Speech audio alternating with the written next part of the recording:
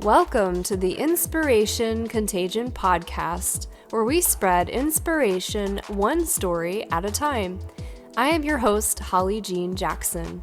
Each episode spotlights and interviews one transformational leader, their stories, and their advice for how you too can lead yourself and others through inspiration. If you are a visionary seeking to uplevel your leadership skills, then this is the podcast for you. I invite you today to spread inspiration like a contagion. Welcome to the Inspiration Contagion movement. Welcome to episode 29 of the Inspiration Contagion podcast. This week's episode is also being recorded for YouTube, so please check out the show notes if you'd prefer to watch instead. Join me in welcoming this week's guest, Mira Dessy. Mira is the ingredient guru, a holistic nutrition professional, author, and a popular public speaker. She knows that it's not just what you eat, but it's what's in what you eat. Mira is a board-certified holistic health practitioner who has been working with clients for over 12 years. She mentors clinical clients to be more efficient and help them grow their practice. Mira is a member of the National Association of Nutrition Professionals, the Society for Nutrition Education and Behavior, and the American Association of Drugless Practitioners. She is the Chief Health Office of Third Rock Essentials, is on the board of directors for the American Holistic Health Association, and is a member of the Professional Advisory Board for the Turner Syndrome Society. She can be found online at theingredientguru.com. Welcome, Mira. Thank you so much for having me on, Holly. I'm really excited about this. Yeah, me too. This will be a lot of fun.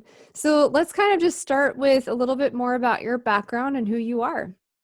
Sure. So, as you shared, I am a nutrition educator.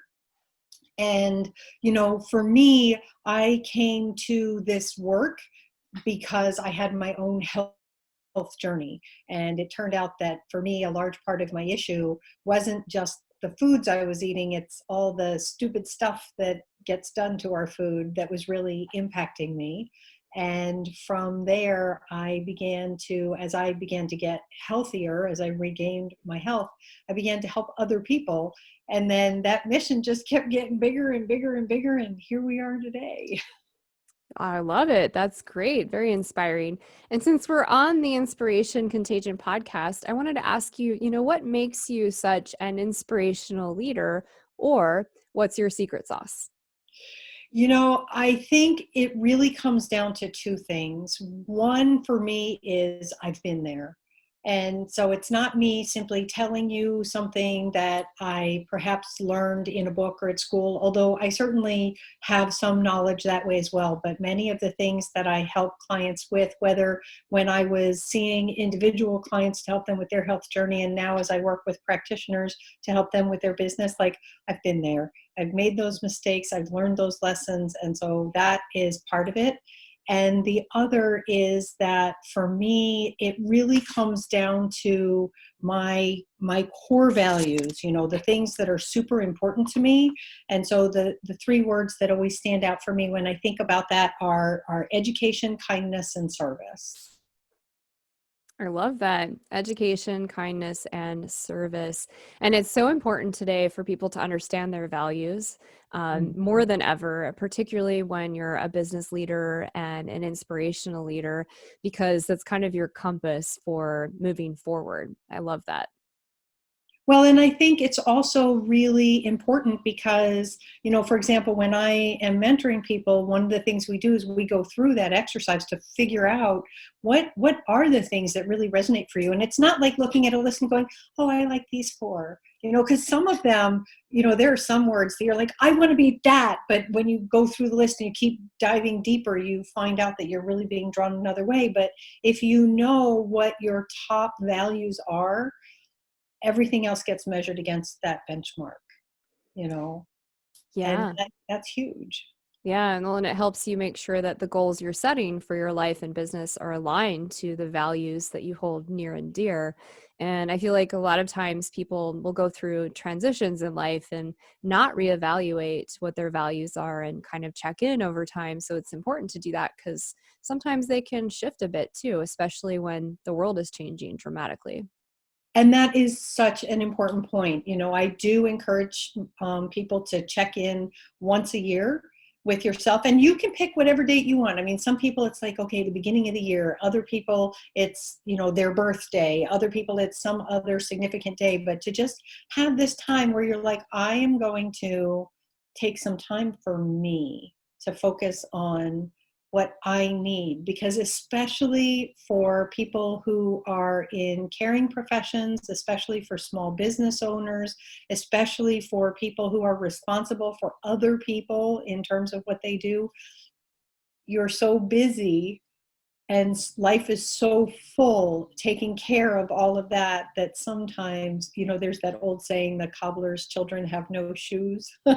And so the care provider has less self-care, and we really need to change that paradigm.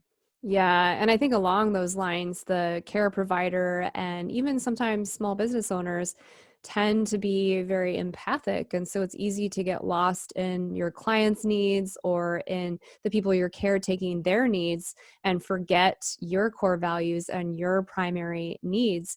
And we all know that if we're not taking care of ourselves, we can't really help others. So I think that checkpoint at least once a year is really a great tip for anybody who's listening. Yeah. Yeah. So what does inspiration mean to you?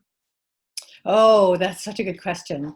It's interesting because when I think about that, there are so many different flavors of that. So part of it is the idea of being inspired, to have that upwelling, that feeling that inspires you to learn something or to do something or to grow in a certain way or to move forward.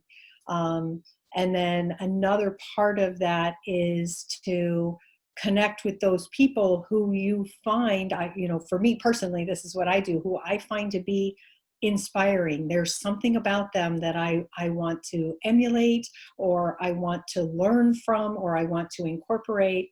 And then hopefully the true hallmark of accepting inspiration from outside is to then allow it to flow through you and hopefully be an inspiration to others as well. I love that. That's a beautiful definition. I like the identifying what uplifts you and brings that upwelling feeling of inspiration, and then how you can, at the end point, push that out to others so you have that ripple effect. Because the whole idea is to pay it forward so we can help more people and have a larger impact. And I think it's also important, like, when you stop and think 1 year, so every year at the beginning of the year, actually it starts in middle of December, I pick a word for the year, and that word becomes like my guiding word, and I really do a lot of thought and mindfulness and activities around it. It started with a business coach of mine many years ago who challenged me to, she's like, one word. I'm like, just one. Like, and it really is very hard. In 1 year, I happened to pick the word inspire.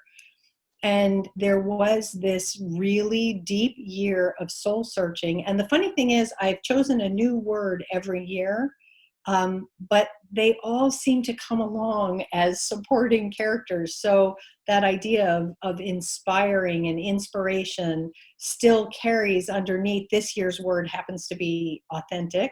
Last year's word was balance, and so it's just finding different words. But one of the things that came through in that was, it's one thing to want to be an inspiring figure for others, but if you are not in turn inspired, then it's kind of like a one-way street. And that's not going to help with growth and development and, personal relations and all of that. So it really is important, I think, when you're looking at those kinds of things, to sort of consider all of the nuances. Yeah, well, and it really is a flow, and it's similar to, if you're not taking care of yourself, you can't pour out to others. So if you're not being equally inspired as much as you're inspiring others, eventually you're not going to be as inspiring because you're not getting fuel for yourself. I also love that idea of the one word. I also choose a mantra each year, but I've never gotten it down to one word. So I might take that challenge this year. My mantra this year was focus, acknowledge, win. I'm looking at my bulletin board above me here, and focus was the primary one. I find that it's so easy in our world to get distracted. Mhm. And so focus was my guiding compass for this year. I like that yours was authentic, and I like how they build support each year. And I've been doing this for a few years too, and I love it. It's really nice to have that intention for the year. And I also do a morning practice and a morning routine where I set an intention for the day. And I find that it's really powerful.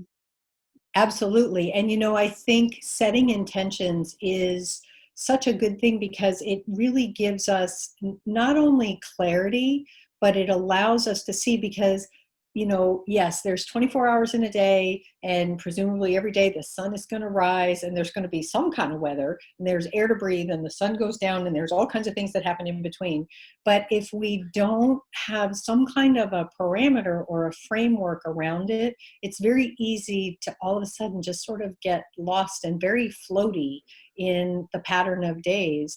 And especially right now with everything that's going on, I think it's hard for a lot of people because they're so overwhelmed and there's just so much chaos and noise, and you all of a sudden, like, you're not thinking straight, and you're maybe having a hard time making decisions, or you're really not clear on what you want. And so if you have some kind of a centering practice, and for you it's setting intentions, for other people it's journaling or meditation or something to put that balance at the start of your day, I think that's really, really wonderful. Yeah, I completely agree. If you don't have something that's anchoring you to start your day, the day will run your life, meaning that these external impacts will keep you unfocused, and you will feel kind of untethered and like you're just floating in space and out of control. And especially with all of the craziness in the world, that can feel very ungrounding and uncertain. I love Yeah, that. absolutely. Yeah. So one of the other questions I want to ask you is, how do you define success for yourself, and how did you arrive at this definition? So that's actually a really hard one. I think one of the things that I have come to realize over time is that the definition of success is a moving target. Because in the beginning of my career, it was like, okay, I'm going to have so many clients, and I'm going to have so many billable hours, and I'm going to, like, these things are going to happen. And if that happens, I'm going to be successful. And then you get there and you're like, but there's so much more to do. Like, what happened, And so um, part of it was, and this came from a business coach that I worked with, and this is where I got the idea of figuring out what my core values were, figuring out what's important to you, and using that to create internal benchmarks for success.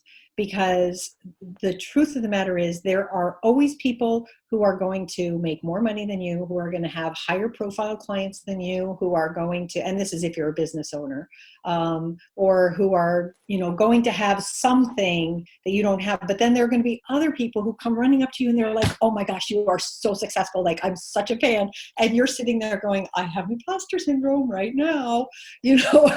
And so you have to learn to, and again, it's about that internal work, figuring out what's important for you.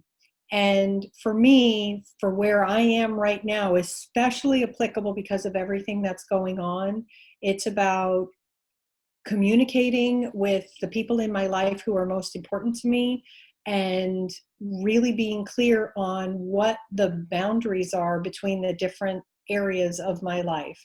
And I'll step outside the ring, if you will, a little bit, and say I have come to believe there is no such thing as work-life balance.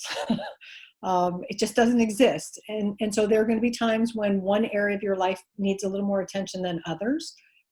as long as you're communicating that to the people who are important to you or the people that you're, accountable to that, and as long as you're comfortable with how things are going, that's okay. That's good.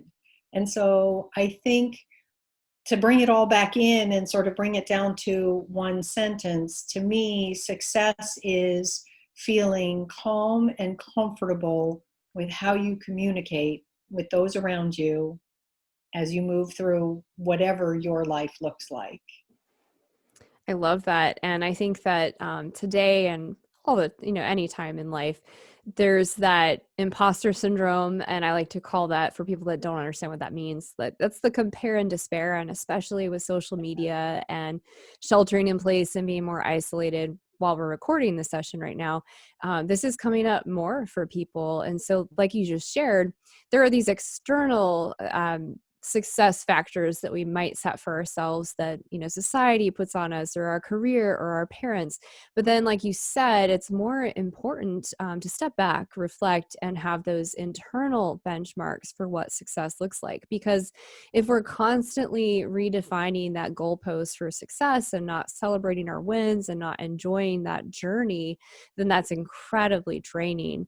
And I love how you keep saying that your business coach helped you identify that. I agree. It's so important to have a coach or a mentor or somebody just a couple steps ahead of you to help you make sure you're staying on track and challenge you to make time for that reflection so that you're not stuck in place. So that's a beautiful definition for success. Well, thank you. And it's so funny because when I am working with other people and helping them, obviously I'm sharing some of the lessons that I've learned, either because I worked with somebody else or I've learned this on my own or I've taken trainings or whatever. So it's really important, again, to learn, because we are all, I come from the nutrition world. And so from a nutrition standpoint, we are all bio-individual. You can take two people who are same age, same height, same weight, and they'll completely different. Well, it's the same thing for any two people in any arena. And so we have to remember that, that is what comes down to that compare and despair that you were talking about. You have no idea what that other person is going through. You just know what the social media image is or what they're telling you, even, because there's a lot of things that people don't share, especially if they're not comfortable with people. And so we have to learn to sort of set that aside and look at where we are, because the better able we are to take care of ourselves, the more we're able to be of service to the world and to those around us. Absolutely. Yeah. So if you're listening and you're feeling that compare and despair and that little devil voice on your shoulder is putting you down, step back and recognize that you have no idea what's happening in that person's reality and world, and that it could be quite challenging. And just instead, make a gratitude list of the things in your life you're grateful for, reflect on what's important to you, and take steps towards to those things that you value versus going down that rabbit hole of negativity that we were just talking about. Awesome. I So we love it. all know that on that journey to finding our own personal success, there's challenges and obstacles. So what are some of the challenges and obstacles that you faced along that journey? Oh, so many. Part of it was learning to accept that, like I said, and here's the thing. There may be somebody out there who's like, hey, I got this whole work-life balance thing down. You're like, I don't know what you're talking about. And if that's you, man, I'm so happy for you. But when I started my journey in this career, I still had young children at home. I was coming out of a health crisis, and I had a very full life. And then I was trying to build a business and help other people at the same time. So part of it was just recognizing the impact of that whole idea of work-life balance. I think one of the other things that really was challenging for me, and I don't know, this feels a little bit like telling stories out of turn, but it's okay. Many of us, we go to school or we get some kind of training to learn how to do what we're doing. Like, I went back to school to become a nutrition educator. I am a very good nutrition educator. I am really, really good at what I do. And when it comes to ingredients, especially, there's nobody that knows it better than me. But my school did not teach me how to be a business owner. And so we come out and we think, oh, I have to do it all by myself. And so that's one of the barriers to success, is thinking we have to do it all ourselves. And if we don't know how, we have to figure it out, because heaven forbid we should ask for help. Oh my goodness, you know? And so those kinds of things, figuring out what we need, is sometimes really, really difficult.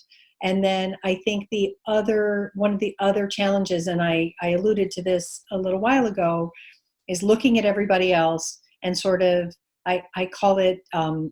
I don't know if you've ever heard of that. It stands for attention deficit. Ooh, shiny. I get, distracted by something else. You're like, okay, I'm working on this. Everybody says if I do this, I'm going to, it's all going to be good. It's all going to come together. Oh, wait, look at that. Maybe I should be doing that instead. Okay, so let's go over here, and so that gets in the way of success. Yeah, You that's a learn really to great focus. example. Oh Yeah. my goodness, that there's so much there. So, yeah, the first thing, the work-life balance, I agree. Like, I think if you're trying to say that work-life balance is this one and done thing, that doesn't exist. I think if you accept that your work-life balance, and I'm putting that in air quotes if you're listening, is a steady state, that's not true. But if you accept that it flows, and like you said, there are times where your career or your business are going to take and consume more of your time, and then there are times where your family is going to consume more of your time, and you have to be communicating that clearly with those people, then that is work-life balance. But it shifts constantly, like daily. So if you're trying to find this perfect schedule that you stick to, like, that's just not realistic, because life is constantly changing. That's the one true thing we know.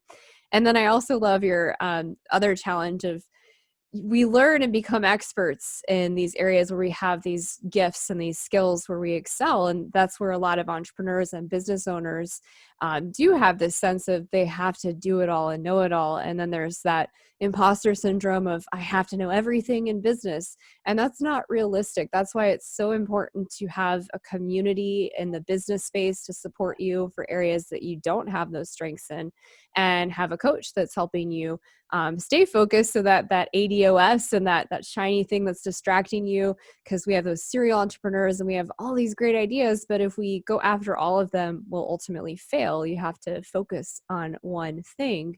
And so that's why it's so important to not look at things that you don't know as a challenge or an obstacle, but rather that's something you need to build your network around. And that's something where you need to outsource that potentially, or learn about it. It's not an obstacle to entry. It's just something that you need to add to your toolkit. I love that. Absolutely. Because, one of the things too that happens is, we think we have to know everything, but not everything we do requires our brain. So the object is to figure out is this really like a Holly thing? Does Holly have to be the person to do this, or can I share it with someone else? And the example that I love to share with people is, my first hire was a contract bookkeeper. And I just had gotten to a point where it was really overwhelming. And I happened to meet someone who said, oh, I can help you with that. And I'm like, but I only need like so many hours a week. And she's like, that's totally fine. And I discovered I needed even less than I thought I did, because what would take me 3 days and a lot of tears and a few bad words took her like half a day. And she's like, next. I'm like, what? She's like, oh yeah, that was easy. I'm like, oh, I mean, it just, because for me, it was so overwhelming, and really I struggled with it. So the good news is I understood the process. I understood what I was asking her to do. I just didn't know how to do it as efficiently as she did, because guess what? That's her zone of genius. And that actually is something that made her very happy. She's like, I love this. Like, how cool is this? I get to play with numbers and I make money. And I'm like, oh, how awesome is that you get to work with numbers and I get to pay you to do it, Yeah. And so it really is, it's about building that team, but it also doesn't mean that you have to scale up to the point where all of a sudden you're like chewing your fingernails off because you're like, how am I going to make my payments? It's about just being mindful. And some of that is work-life balance too. I've had people who've worked for me who've had challenges in their own lives. How do you accommodate that in terms of what you're doing? I've had other situations, like right now we have environmental stuff going on. How do you incorporate that? How do you meet the needs of the people you're trying to serve? How do you be present for those you love? Like it's a flow of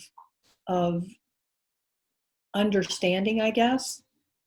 And that comes back to this whole idea, like you said, of setting intentions for your morning, thinking about what's important and what needs to be done, because it's different every day.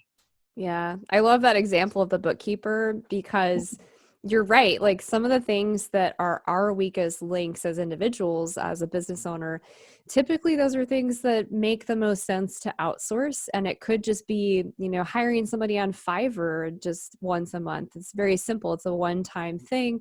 It could also be doing like a part-time, contract with them. It doesn't have to be a full-time hire. There's so many services out there, and like you just shared with that example, that person is likely to get it done so much faster than you, and they'll enjoy doing it because it's what they love and they're skilled at.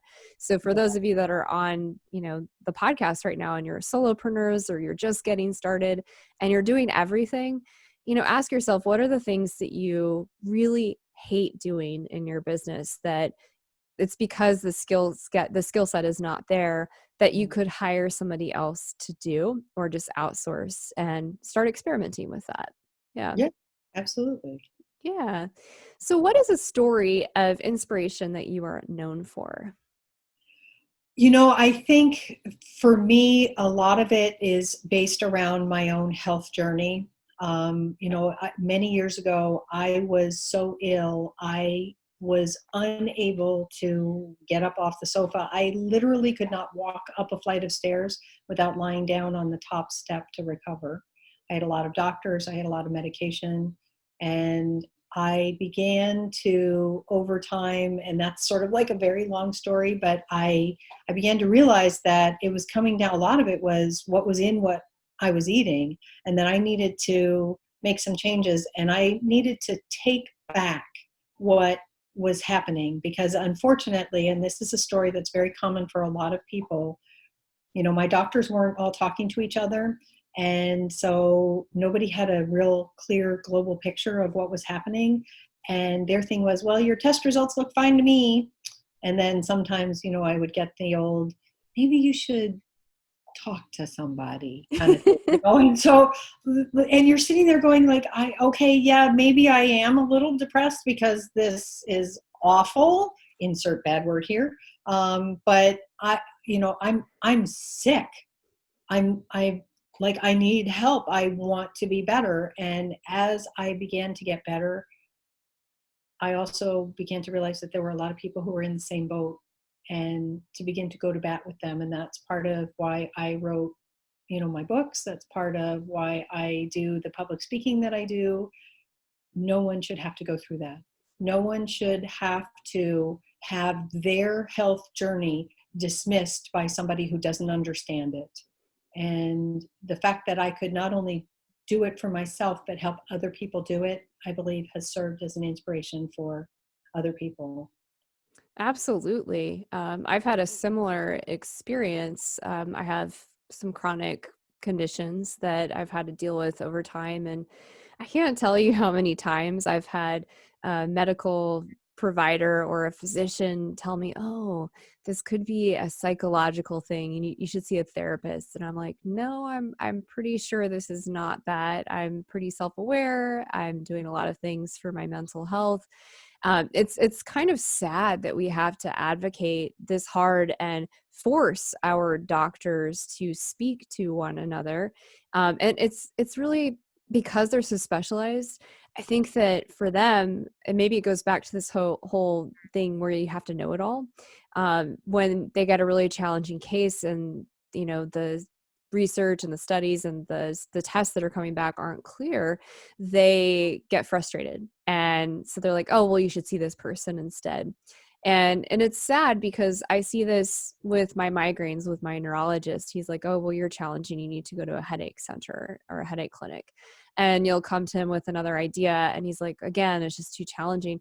So I hope that if you are in the medical practice or in the medical world, I really hope that this shifts to where there are more natural ways and for people to work with medical providers, and people are more open-minded and they actually talk to each other, because it is really about helping the whole person. And I feel like that's lacking from our system, and it's really disappointing. And you said two really important words: whole person. I am a holistic provider. I am not opposed to medication and medical science and all of that. As a matter of fact, I believe we should work integratively together. If we were smart enough to figure some of these things out, we should certainly take. And I personally have been the beneficiary of like some very wonderful things. Like when I needed knee surgery and stuff like that. I think the biggest challenge that many people run into is, unfortunately, they're very good at what they do, but they are so specialized that, and I don't know if it has changed any since the last time I looked this up, which was probably 5 or 6 years ago. The average doctor gets about 72 hours of nutrition education in medical school. That is That's appalling. that's not a lot. And so for people like me, I am not a doctor. I do not diagnose. I do not treat, but I support diet to help the body restore. And I truly believe that we should start there. I get frustrated when we feel like we have to start with high level medical interventions before we've tried anything else that is a little bit lower. And that's where I would love to see, like, I would love it if every single doctor's office out there had a nutrition professional in their office, and that when people came to them, they could say, I see that you eat fast food 5 to 7 times a week. And I see that you're not exercising. And I see that, this indicates that you're dehydrated, and, all these things. Like, let's start with that and support people and hopefully help them feel better, so that if we get to a point where, yes, we do need medication, or yes, there is some kind of medical intervention, maybe it's not as much because we've been able to support the body with other things. I'm also a huge believer, in things like acupuncture and chiropractic and holistic or alternative medical interventions. And I do know that there are some medical doctors out there who think it's all hooey, but like, it works. And well, it works for me and it's worked for other people that I know. So my thing is, why not try it? Yeah. Well, Try I it first. guess, yeah, I guess also to their credit, it's not just the problem with the medical system. I think it's also a problem with, especially in the US, the way people are. So yes, I feel like the doctors are so specialized that they're not recommending these other alternative options, but also there's this kind of apathetic attitude around, people just don't want to change their lifestyle or their diet. They're just looking for that prescription quick fix.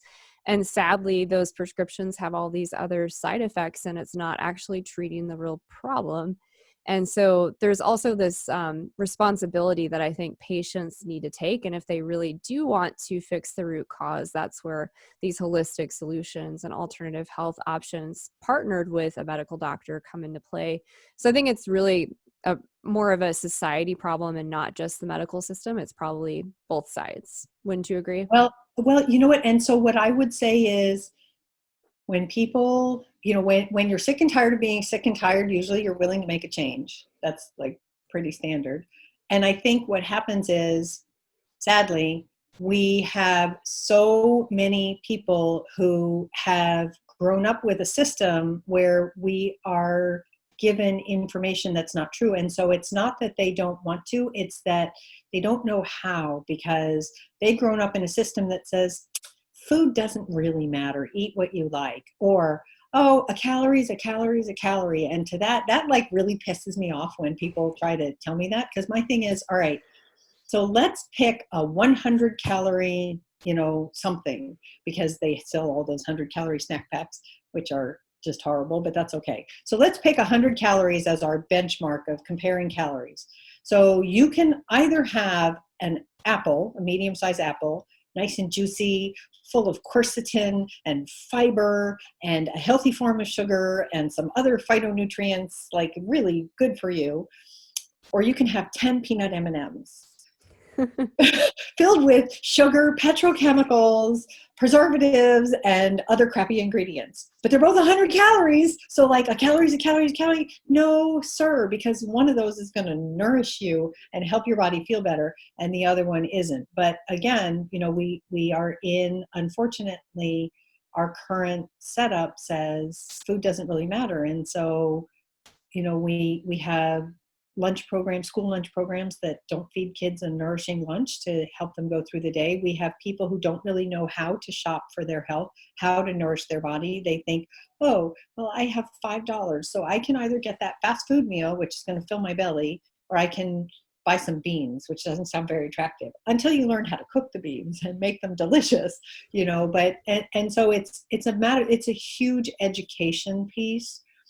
I don't think it's that people don't want to. I think it's that they don't know how to, because it is in the best interests of food producers to keep us ignorant. Like, Yeah. it's No, terrible. I do agree on that point. I feel like the food factor is huge, and I personally have a very specific diet for my own health stuff, and I think it's definitely not something that most people know, that your food impacts so many things. Like if you read Grain Brain years ago, like for example, one of my family members has multiple sclerosis, and as I read Grain Brain, I was like, you should give up gluten and dairy. This would probably help you a lot. And this person did, and it made a huge difference. And she went from having a lot of new spots on her brain to, when she got them tested, they were all inactive within a year, which is incredible. They've Wonderful. tied, things like ADD and a lot of neurological disorders to the foods that we eat, especially the processed and genetically modified things, and like leaky gut syndrome and all of that stuff. And I feel like it's not mainstream. People aren't aware that what they're feeding their bodies through food and the environmental factors around that, and if they're not organic, if they're not genetically modified, these things affect you in dramatic ways that you would not need prescriptions for if you ate correctly. Yeah. Well, and so one of the things that I do, I have a book club that I run. It's called the Healthy Readers Book Club. And we read 10 fascinating books every year.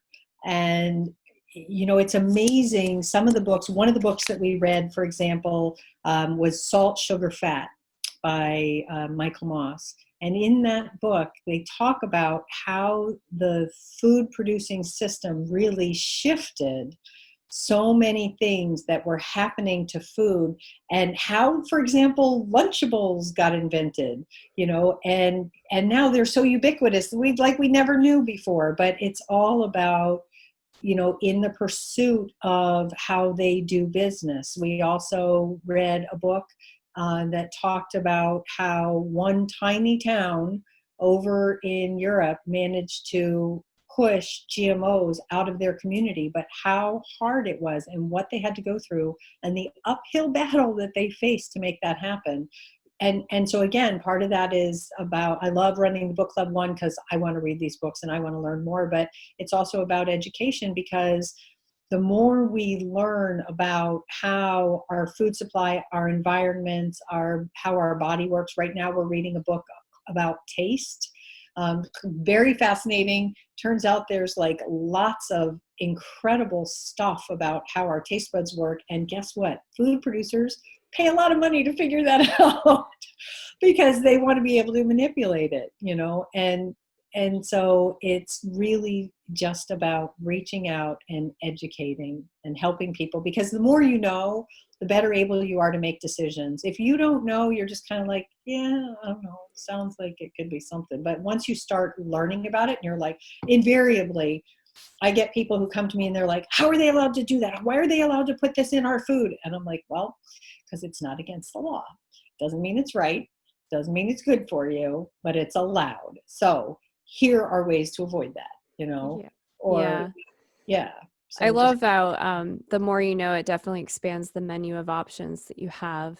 And I think we've read a lot of the same books. So that's great. It's good stuff. I want to get into some of the storyteller leadership questions, because that's how you identified.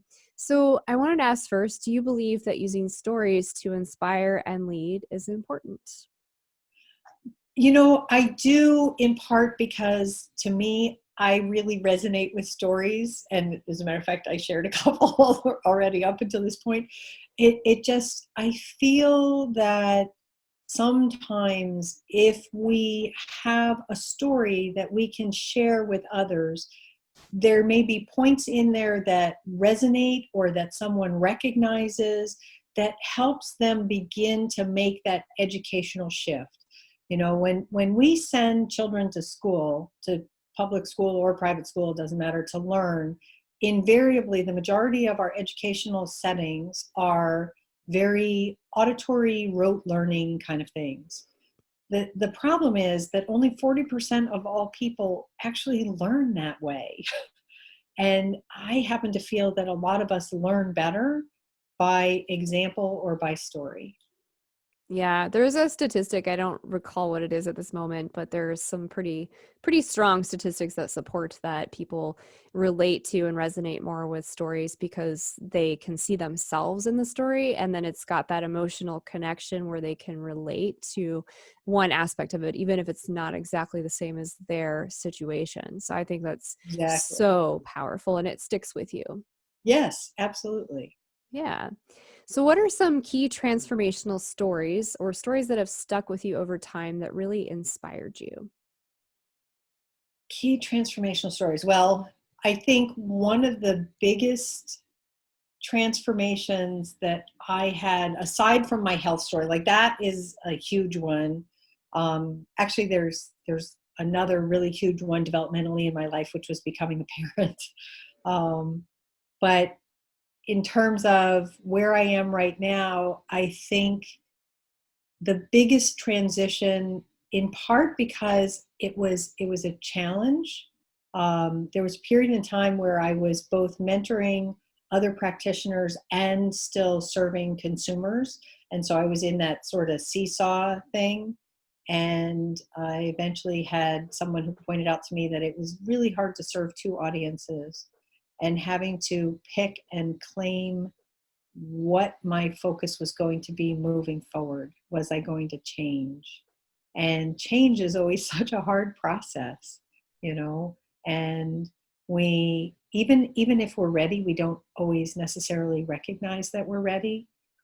And for me, what it came down to was a very long and heartfelt conversation where my coach pointed out to me that my mission was to help as many people as possible, and that I had probably hit the limits of what I could do by myself. And so now it was time to transition to helping other people so that they could help more people, and then I could claim all of those people that they were helping, but that I couldn't necessarily do it. And so that was a really, really big transition, because I had just spent so many years one-on-one or in groups helping consumers, and to shift into that other arena was a very big step for me. Yeah, that's really powerful. I know there is that when you first get started, it's the one on one and the group, and even online classes or communities, membership sites, all those options. But then, like you said, the other way to scale your impact is to help people that are doing the same thing and help them get started and teach them and mentor them on how to build amazing practices so you have that bigger footprint and that bigger ripple effect. And that's really beautiful. I'm so grateful you had a coach that helped guide you to shift in your business to have that bigger impact. Thank you. Yeah. How do you use stories to teach, mentor, and lead? Intuitively. You know what? I love story, and I just find that there are so many times when we're having a conversation and like something will come to mind. It's like, oh, hey, let me tell you a story. Let me share this thing with you, or this moment, or this event that happened, or whatever. And so it's not, I don't, unless I'm speaking on stage. And so of course I, have a flow to my talk already prepared. But if I'm mentoring someone, or if I'm just having a conversation, story just seems to happen. Like, I believe story is all around us. We just aren't always maybe aware of it until we begin to identify as a storyteller. And then you're like, yep, there's that one. Yep, there's that one. Oh, I could share this. Oh, this is great. And so it just, like I said, it just sort of flows. So I would say intuitively. Yeah. Well, and I guess also a follow-up question to that for people that are new to storytelling and they're not ready to use that intuitive muscle. One idea I have, and then I'd like to hear your thoughts too, is I found when I started, especially speaking more, having like a storytelling arsenal and a list of like the key transformational stories in your life or stories where you share them and people really have a strong, powerful reaction to them. Having that list to refer to can help you start practicing and using that intuitive muscle for where it's appropriate to share a story in the moment. But what other tips do you have for folks that are new to this skill and they're not quite as intuitive on that just yet? Sure. So I definitely agree with you. Having at least your own story dialed in, and then just learning different ways that you can pivot your story. So I once did take a storytelling seminar, went to some training, and one of the things they had us do was tell our story multiple different ways. So we had to have our own personal story, and then we had to tell it like we were in kindergarten. And then we had to tell it like it was a fairy tale. And then and the purpose of that was not just to be silly, but was to learn how to pivot your story depending on what's going on. So I think that's really important too, because your story can be very powerful, but if you always tell it the same way, you're maybe not reaching another audience that there's actually really wonderful, useful information in that for them. And then the other piece of advice that I would suggest is being a mindful listener to the conversations around you and to hear if there are themes in that. So one of my biggest suggestions when I have people that I'm working with who tell me that they want to become a better speaker or they want to learn to incorporate more of this into the work that they're doing, believe it or not, I send them to Toastmasters. Because in Toastmasters, first of all, you learn to get a little bit more comfortable talking and sharing. The other thing is in Toastmasters, everybody in that room has a job. Somebody is, the counter, somebody is monitoring ums and uhs, somebody is being mindful of your flow, but you're learning how to listen. And then you're learning how to give feedback. And if you learn how to listen, you also learn to then identify themes. And let's say, for example, you're working with a particular group of people and 4 out of 10 people all say essentially the same thing, like the same theme keeps coming up. Well, that's a great time to sort of sit down and think, do I have a teachable moment that goes along with that where I can help and support them? Because obviously, this is something that I'm coming into circle with, and just to begin to build over time. Yeah, I agree. I like the telling your story in a different way because that comes down to knowing your audience and knowing the climate and the culture at that present moment in time and being able to shift and pivot based on that present moment. And I also love the listening skill because to be a great speaker and to relate to your audience and be able to be intuitive, you have to be incredibly skilled at listening and knowing your audience, whether that's one on one, a group, or a stage, is knowing the questions to ask so that you can tell relevant stories in a relevant way that's going to really land with the people you're speaking to. So those are really great tips. Thank you. Yeah. So this has been super fun. We're going to actually dive into our lightning round questions now. Okay. So what is your favorite book? Oh, that's really hard. I would say my favorite book is probably not just a book, it's a series, the Foundation series by Isaac Asimov. Beautiful.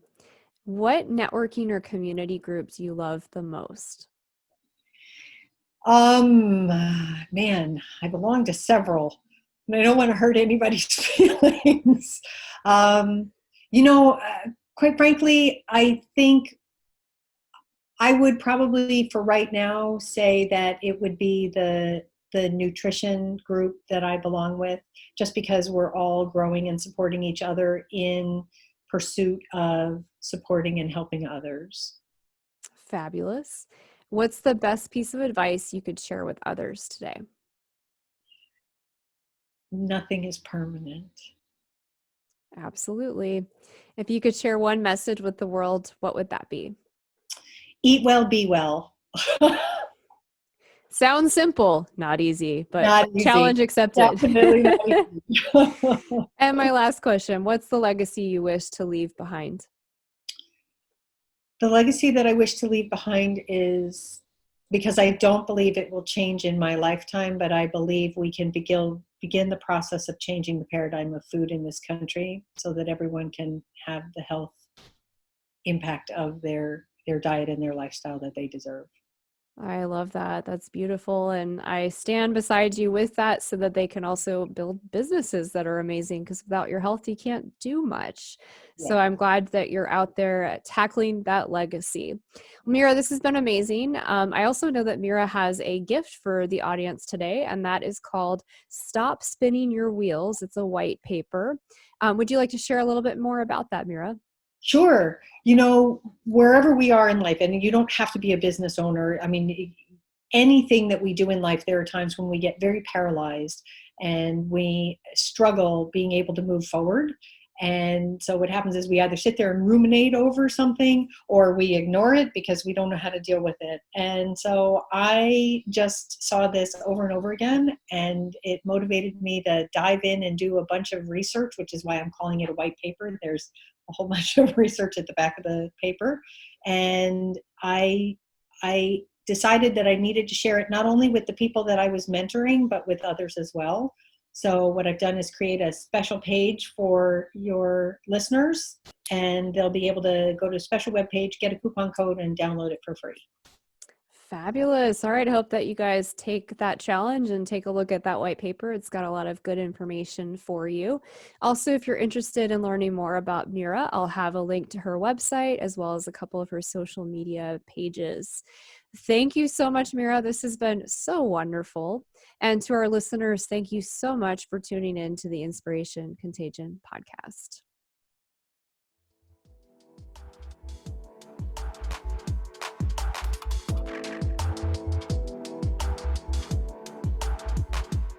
Thank you for joining the show today. I hope you were inspired. More importantly, I hope you take action. What is one thing you can do in this moment that will inspire someone? Without action, nothing changes. Be the change you wish to see in the world. If this show truly inspired you, we ask that you share it through your network. Help us spread the light and inspiration in the world. I look forward to seeing you here next week.